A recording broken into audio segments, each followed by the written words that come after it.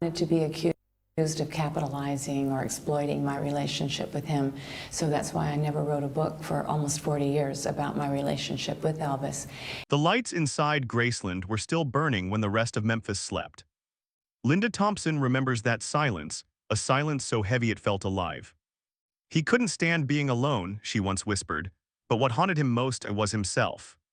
Even after decades of interviews, memoirs, and tribute specials, there was one truth she rarely spoke aloud until now.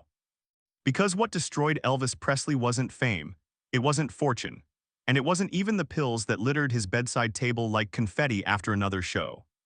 It was something far darker, something no one could see. The real addiction that silenced him forever, the one Linda says began long before the drugs, long before the jumpsuits, back when the man behind the myth was still just a boy trying to fill a hole that could never be filled. And tonight, Linda Thompson finally exposes it. But before we understand the silence that consumed Elvis in those final years, we have to go back to when his laughter still echoed through Graceland's halls, when love felt like salvation, and when Linda believed she could save him. Because what she found inside that mansion wasn't just a man losing control. It was a legend desperately trying to remember who he was. The year was 1972. Elvis Presley was 37, still young by most standards, but already living as if time were chasing him down. He had lost Priscilla, lost the dream of being a family man, and though the world still screamed his name, inside he was drowning. Linda Thompson entered his life when the spotlight had already started to flicker. She wasn't just another fan or fleeting romance. She was warmth, soft-spoken, grounded, someone who reminded him of home. He was charming, funny, like a kid who just discovered joy again, Linda said years later. But there was a sadness in him, like he was always waiting for something bad to happen. At first, she didn't understand it. The mansion, the cars, the fans waiting at the gates, it all looked like paradise. But paradise, she would learn, has shadows. Every night after the crowds left, Elvis's mood changed. He'd walk through Graceland barefoot, a cigarette in one hand, a Bible in the other. Sometimes he'd sing hymns to the empty rooms, voice trembling like he was begging heaven to hear him. He'd sing until the sun came up, Linda remembered, and then he'd collapse like the music was the only thing keeping him alive. The pills started small, uppers for the day, downers for the night. But Linda could tell they weren't just for energy or sleep, they were armor, a way to shut off the noise in his head. Because behind the king of rock and roll was a man terrified of silence. Terrified of who he became when the crowd stopped clapping. And yet in those early months there was still hope. Linda saw glimpses of the boy from Tupelo, the one who believed kindness mattered, who cried during gospel songs, who sent secret donations to strangers he'd never meet. Elvis told her stories about his mama, Gladys. How she used to hum to him when he couldn't sleep, how her love made him feel safe in a world that never stopped spinning. Mama always said I was special, he'd whisper, but sometimes I think she cursed me 'cause I can't stop trying to prove her right. Linda would hold him when the insomnia hit, when his hands trembled, when his jokes turned manic. She'd tell him, "You don't have to prove anything to me." And for a few minutes, he'd believe her. But fame, once it's tasted blood, never lets go easily. Every morning the entourage would appear, the Memphis Mafia, his circle of loyalty and control. They brought laughter, stories, pills disguised as vitamins, and an endless stream of noise to fill the quiet. To outsiders it looked like family, but Linda saw the truth. Elvis wasn't surrounded by friends, he was surrounded by people who couldn't afford to tell him no. He trusted everyone and no one, she said. He needed them, but he hated that he did. That dependency became its own addiction, being Elvis Presley. The man who couldn't be tired, couldn't be sad, couldn't be human. He'd walk on stage drenched in sweat, pupils wide, face pale beneath the lights. The fans saw power, Linda saw panic. And when the crowd roared, he'd flash that smile, the one the world worshipped, but afterward he'd whisper, "They love him, not me." That was the crack in the mask. And through that crack, the darkness began to seep in. One night, not long after a Vegas show, Linda found him sitting in the dark, staring at his reflection in the mirror. The stage makeup was still on. His jumpsuit lay discarded on the floor like a shed skin. "You ever look at yourself and not know who's staring back?" he asked softly. Linda knelt beside him. "You're still Elvis," she said. He shook his head. "No, baby, Elvis is the act. I'm just the man who has to live with him." He took another pill, swallowed dry, eyes never leaving the mirror. That was the first time she saw it, the real addiction. Not just the pills, not the fame, but the desperate need to disappear behind both. The following months were a carousel of contradictions. He'd spoil Linda with gifts, poetry, and tenderness, then vanish for days in a haze of exhaustion and anger. He'd talk about God 1 hour and self-destruction the next. "I ain't scared of dying," he told her one night. "I'm scared of waking up and feeling nothing." Linda tried to be his anchor, but love wasn't enough to fight what was consuming him. Every time she hid the pills, he found more. Every time she begged him to rest, another tour was announced. His doctors, his manager, even his friends, all feeding the same beast. Because Elvis wasn't just a man anymore, he was a machine. A machine that printed money and couldn't afford to break down. And that, Linda would later say, was when the silence began, not the physical kind, but the spiritual one. The silence that comes when a man stops believing his own worth exists beyond applause. Sometimes, after everyone left, he'd sit at the piano and play gospel songs until his voice broke. Linda once asked him why he always went back to gospel. Why, after all the fame and women and chaos, those were the songs he still chose. He smiled sadly. "Because gospel don't lie," he said. "Rock and roll made me famous, but gospel reminds me I still got a soul." Then he'd play How Great Thou Art, tears streaming down his face. And for a brief moment, Linda would see peace flicker across him like candlelight. But it never lasted. Because every time the phone rang, every time another tour date appeared, every time a fan screamed his name, the illusion rebuilt itself. And the man who longed to be saved became the myth who couldn't be. By late 1973, the signs were everywhere. The sleepless nights, the trembling hands, the mood swings that could turn a quiet evening into chaos. Linda watched him battle exhaustion with handfuls of pills, uppers to wake up, downers to sleep, and something in between to keep him standing in the hours between. It wasn't partying, she'd say later. It was survival. He was trying to hold up the image everyone demanded of him, the invincible king. But the more he tried to live up to that image, the more the real Elvis faded. She remembers one night after a show in Lake Tahoe. He was packing the hotel suite, wired and restless. "You don't know what it's like to be me," he said, voice shaking. "Every time I walk on stage, I give them everything, and when I come off, there's nothing left." Linda reached for him, but he turned away. "They all want a piece of me," he said. "I don't even know what's left to give." That was the night she realized she wasn't competing with other women or even with fame. She was competing with a ghost, the ghost of Elvis Presley himself. And yet, through all the pain, there were still flashes of the man she loved. The one who'd surprise her with flowers and handwritten notes. The one who'd make her laugh until her stomach hurt. The one who'd take her on midnight drives just to watch the lights of Memphis. He'd tell me stories about his mama, about the boy who just wanted to sing, Linda recalled. When he smiled like that, I could almost believe the darkness would go away. But every high was followed by a harder fall. And each fall carved another piece out of the man he used to be. There were nights she'd find him alone in the jungle room, staring at old photographs. He'd point to one, him and Gladys, smiling in their tiny Tupelo home, and whisper, "She'd be ashamed of me." Linda would shake her head, tears in her eyes. "No, she'd be proud. She'd see how much you've given the world." He'd look away. "I gave the world, honey, but I don't know what I've got left for me." By the end of that year, Linda began noticing something even more frightening than the pills or the paranoia, a growing emptiness. It wasn't anger or sadness, it was absence. The man who once filled rooms with laughter could now sit for hours without saying a word. He'd stare at his reflection, lost somewhere far away, like he was trying to find the person everyone else saw. "He was slipping through my fingers," she said, "and I didn't know how to hold on." One night after a near collapse from exhaustion, she begged him to get help. "You don't have to do this anymore," she pleaded. "The world will love you no matter what." He gave a small, heartbreaking smile. "That's where you're wrong, baby. The world only loves me when I'm Elvis." And then, just like that, he turned away, back into the fog of pills and performance, leaving Linda with a truth she could never unsee. The man she loved wasn't just addicted to the drugs that dulled his pain. He was addicted to being knighted. Addicted to being loved. Addicted to being Elvis Presley.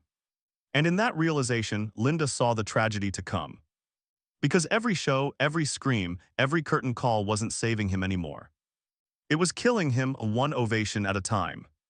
The night Linda left the pills on the nightstand, she told herself it was just for one evening, just to help him sleep. But that night became a pattern. And the pattern became the prisons. Because what started as relief soon became survival, not just for Elvis, but for everyone around him. He needed the pills to get through a show, Linda said years later. But soon he needed them to get through the day. And what happened next was something even Elvis could never have imagined. At first, it was subtle. A missed rehearsal, a forgotten lyric, a laugh that didn't quite reach his eyes. The crowd didn't see it, they never did, but Linda did. Every night she'd stand just off stage, watching him transform under the lights. Elvis Presley, the king of rock and roll, could still make an audience of 10,000 believe he was immortal. But backstage, she'd see the tremor in his hands, the sweat that wasn't from dancing, the way his eyes would glaze over right before he hit the first note. He could command a stadium, Linda said, but he couldn't command his own mind. That's when she began noticing the men in suits, the couriers, the doctors who came and went at all hours, carrying briefcases that never stayed closed for long. They didn't call them drugs, they called them prescriptions. They weren't pushers, they were providers. And every one of them told Elvis the same thing: "You're fine, boss, you need these to stay sharp." But Linda saw the truth. They weren't keeping him sharp. They were keeping him working. It wasn't just physical anymore, it was emotional, spiritual, all-consuming. Elvis's world was shrinking. The man who once roamed the streets of Memphis laughing with strangers now couldn't step outside without bodyguards, handlers, and whispers.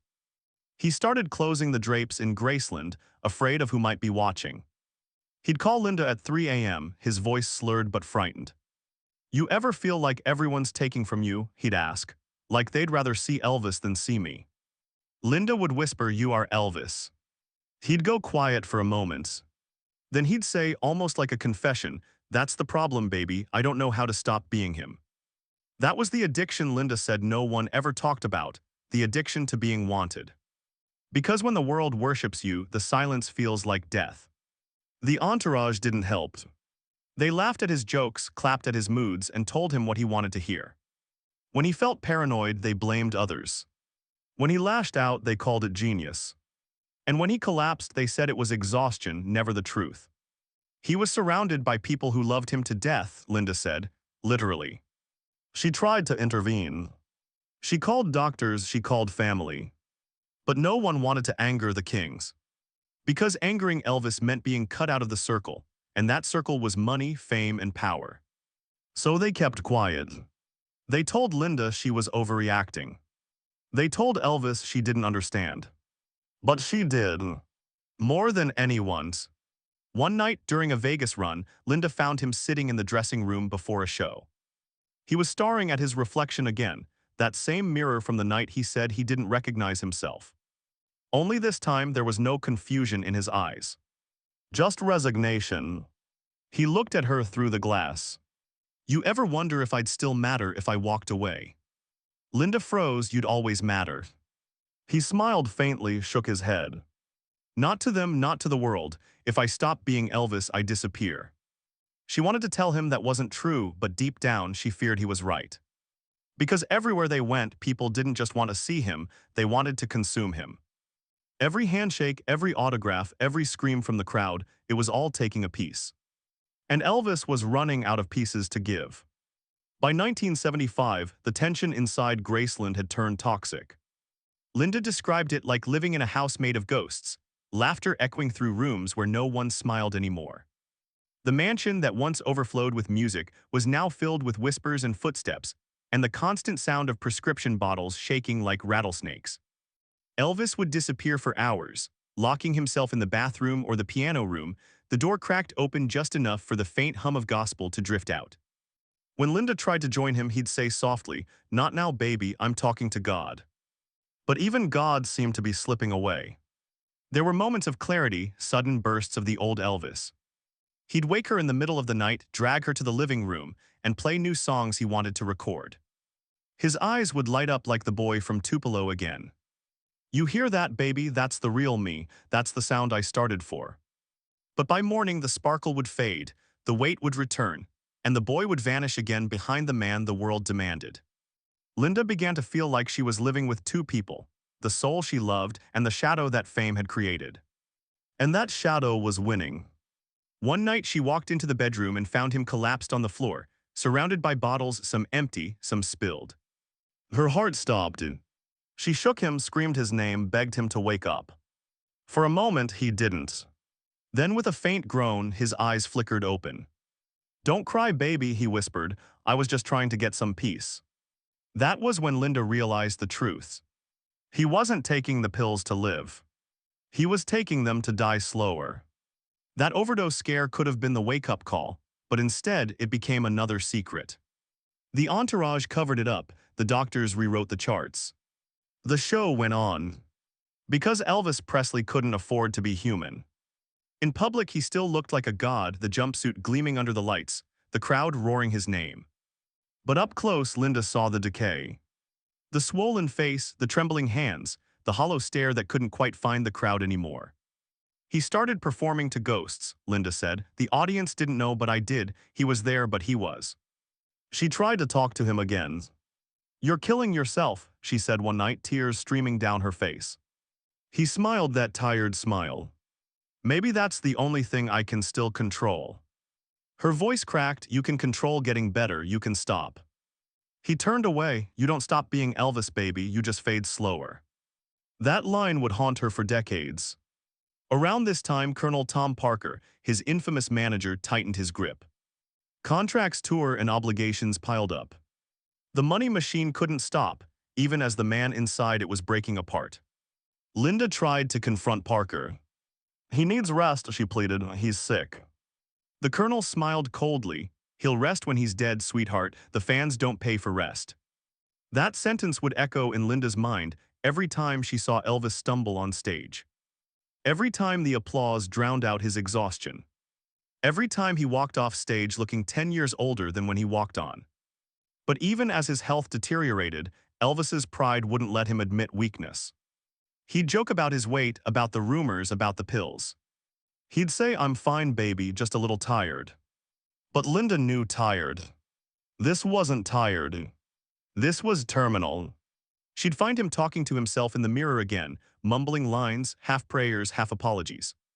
"Mama, I'm trying, I really am." Sometimes he'd talk to God.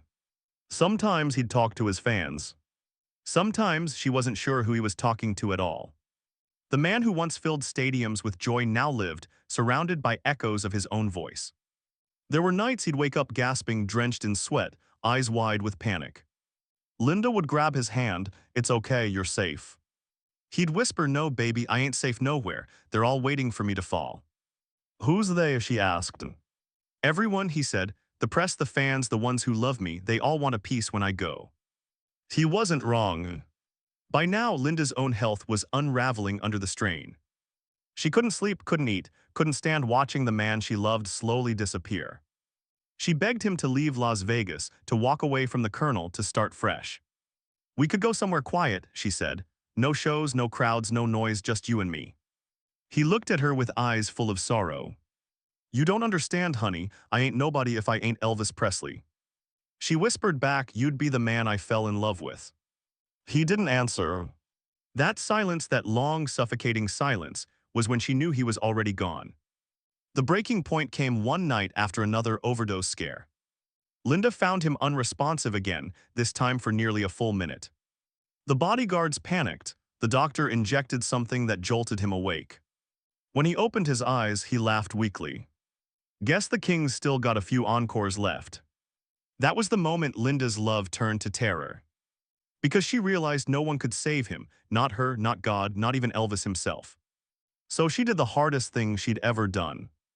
She left. "I loved him enough to walk away," she said quietly, "because staying would have killed us both."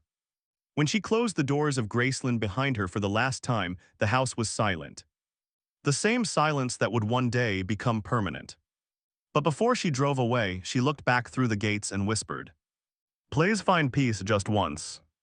He never did. In the months that followed, she'd hear stories, the relapses, the cancellations, the wild rumors. Everyone around him insisted he was fine. But Linda knew. You can't silence a man's pain with applause forever. And deep down, she feared she hadn't left Graceland. She'd just escaped it. Because Elvis's story wasn't over yet. The spiral was far from done. And the silence Linda feared most was about to fall louder than any scream the king had ever heard. When Linda Thompson closed the gates of Graceland behind her, she thought she was walking away from the storm. But what she didn't know was that the real storm hadn't even begun. Because after she left, Elvis wasn't just alone. He was abandoned by the one person who still saw the man beneath the crown. And in that silence, the darkness finally had him all to itself.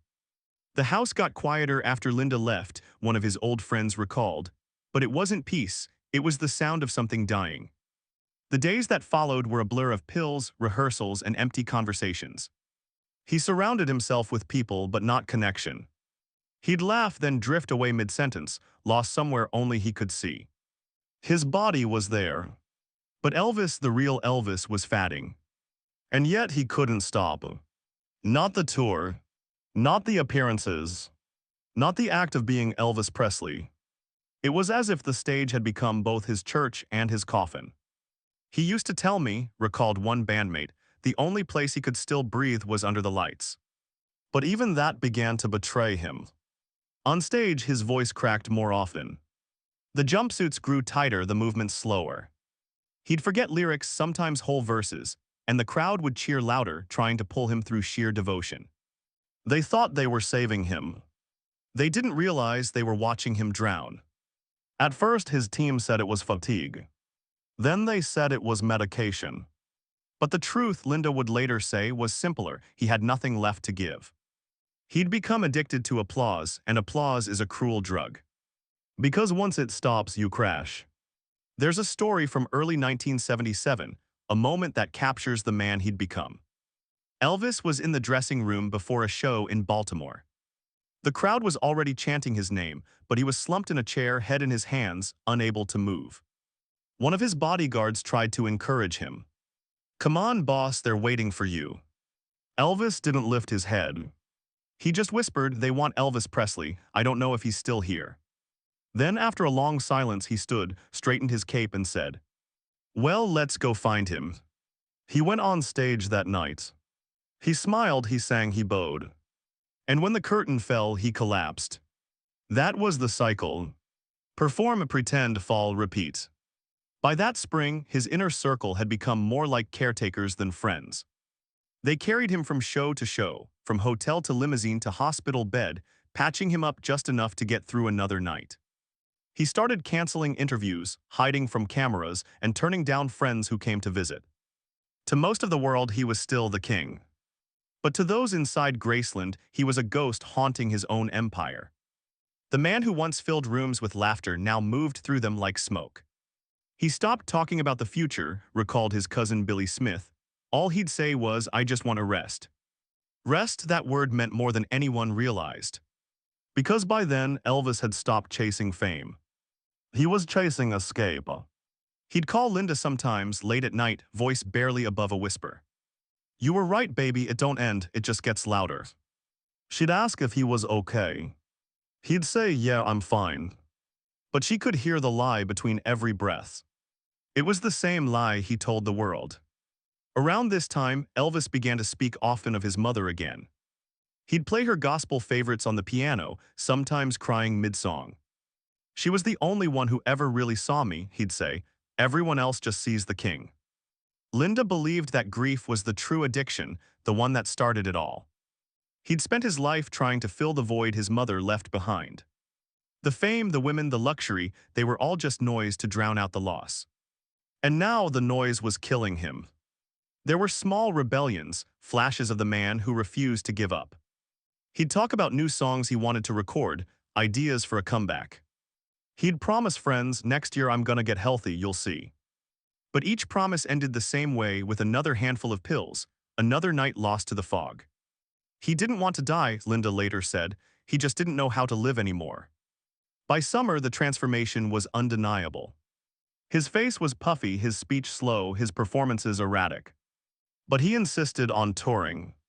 Even when his doctor begged him to rest, he said, "If I stop now, they'll forget me." That was the tragedy. The same man who once feared obscurity now marched straight toward it. Each show drained him, each encore brought him closer to collapse. And still he couldn't stop. Because what he feared more than death was silence. The people closest to him began to whisper.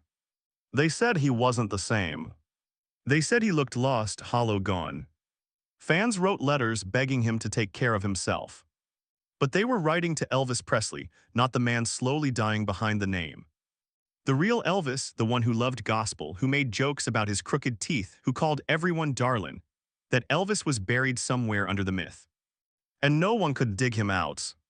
One night during his final tour, a band member overheard Elvis praying backstage. It wasn't loud, it wasn't dramatic. It was the sound of a man bargaining with God. I know I ain't been what I should have been, but if you get me through tonight, maybe I'll fix it. He went on stage, sang for 90 minutes, bowed through tears, and collapsed again before the encore. When his team tried to cancel the next night's show, Elvis refused. "You don't cancel on the fans," he said weakly. "They came to see the king." He could barely stand. But the show went on. Meanwhile, Linda watched from afar. She couldn't bear to see him that way, but she couldn't bear to turn away either. Every tabloid photo, every newspaper headline, every rumor, each one was another wound she couldn't heal.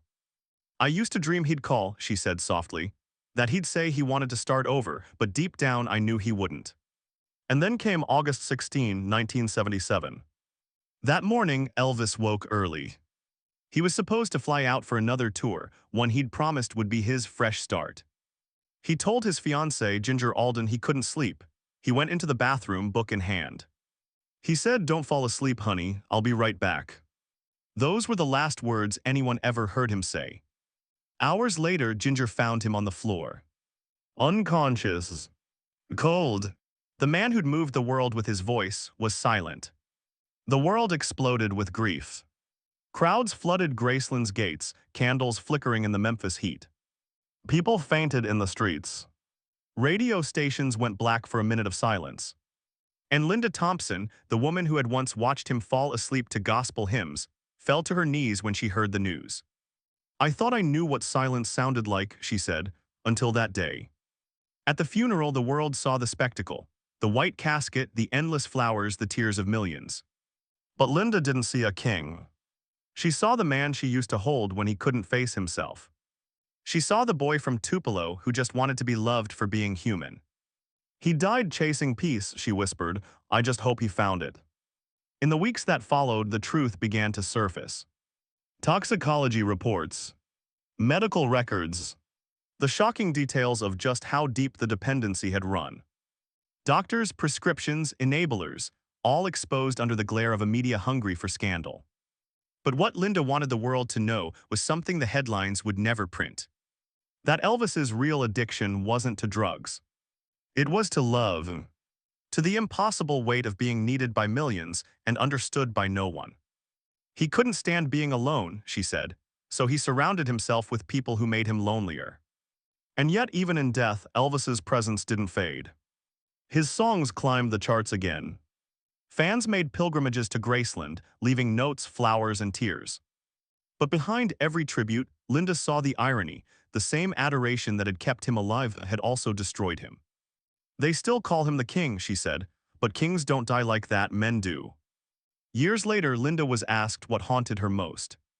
She paused, then said, "That I left him when he needed saving, but if I'd stayed, I would have gone down with him." She looked away, eyes glistening. You can't save a man who's been taught the world will love him only when he's perfect. That line became her quiet truth, the one she carried in every interview, every memory, every sleepless night. Because for all the glitz, for all the gold records, Elvis Presley's final years were not a fall from grace. They were the slow, suffocating unraveling of a man who gave everything and forgot to save something for himself. But even in that tragedy, there was something redemptive. Because the story didn't end in that bathroom. It lived on in the hearts of those who loved him, the ones who saw beyond the fame, beyond the jumpsuits, beyond the myth. Linda would later say, "He wasn't just the king, he was a man who needed love more than air." And maybe that's why his songs still echo, because deep down, every one of us understands that hunger. That need to be seen. That fear of being forgotten. But Elvis's silence, that heavy final silence, still hangs over Graceland. Through the years, people claim to feel his presence there. The faint sound of a piano, a whisper of gospel in the night. Linda doesn't dismiss it. She says softly, Maybe he never really left. Maybe he's still looking for the peace he never found here. The lights at Graceland still burn every night. Decades after that final morning, his home remains alive, frozen in time. But if you listen closely, you can still hear it. That faint, almost impossible whisper of music. Some say it's the sound of tourists, others swear it's him. And maybe that's the greatest mystery of all, whether the man the world lost ever really left. Because Elvis Presley didn't just die in 1977. He became something else, a ghost that refuses to fade. After his death, America grieved like it had lost a family member.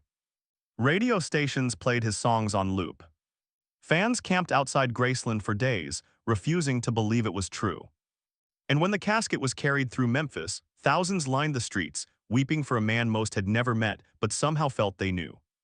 It wasn't just mourning, it was confession. Because deep down, everyone realized what they'd helped build and what it had cost him. They loved him so much they took him apart piece by piece, Linda said years later, and when there was nothing left, they wondered why he disappeared. In the months that followed, his legend only grew. The albums sold faster. The rumors spread wilder. Stories of Elvis sightings, gas stations, diners, lonely highways kept his name alive long after his heart had stopped. But for Linda, the myth was harder to bear than the loss. It felt like the world was trying to resurrect the ghost, she said, but I still miss the man. She returned to Graceland once, quietly, after it opened to the public. The halls were lined with velvet ropes and flashbulbs.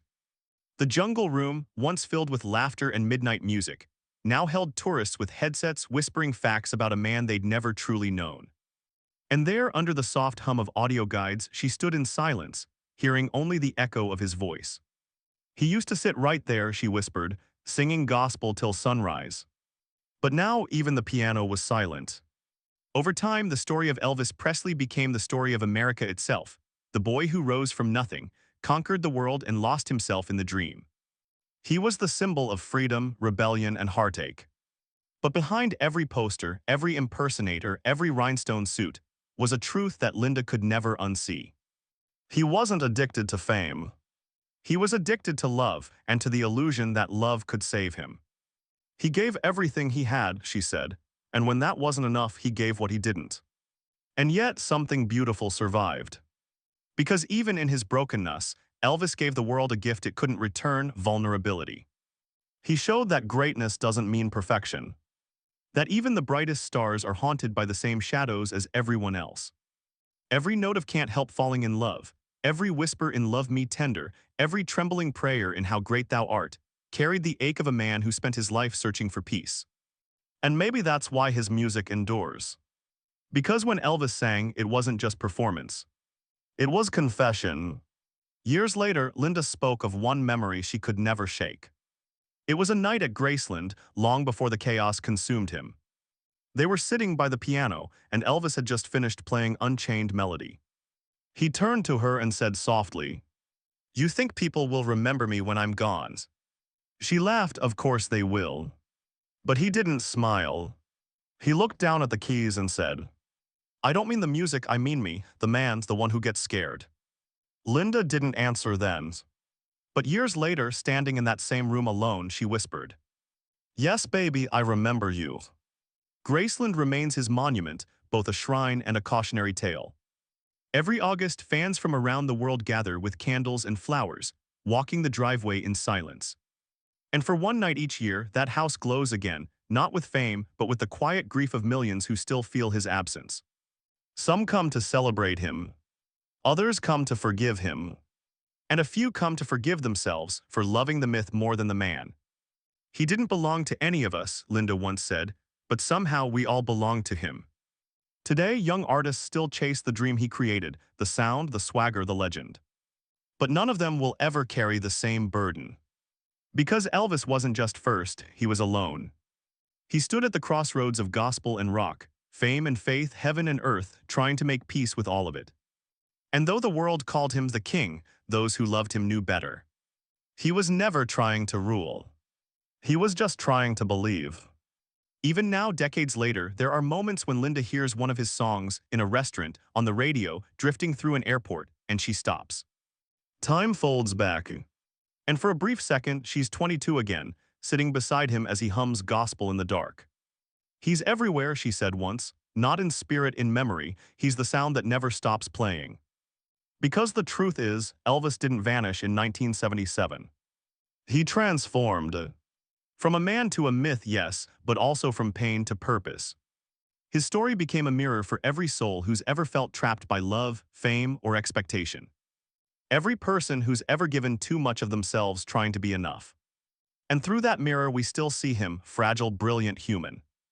In the end, Elvis's silence spoke louder than his voice ever could. Because in that silence, the world finally listened. They saw not the king, but the man, the son, the lover, the dreamer who never stopped believing that love could save him. Linda once said that if she could tell him one thing now, it would be simple. You were enough, babies, you always were. Maybe that's the message buried beneath all the glitter and the legend, that even in the deepest addiction, the loudest fame, and the darkest night, love was the only thing Elvis ever truly wanted. And maybe, just maybe, somewhere beyond Graceland's gates, he finally found it. If you could stand in that quiet Graceland hallway tonight, feel the air still thick with memory, what would you say to him? Would you thank him for the music or forgive him for the pain? Maybe both. Because sometimes the ones who give us the most light carry the darkest shadows. Tell me, do you believe Elvis ever found peace after all? Let me know your thoughts below. I read every word.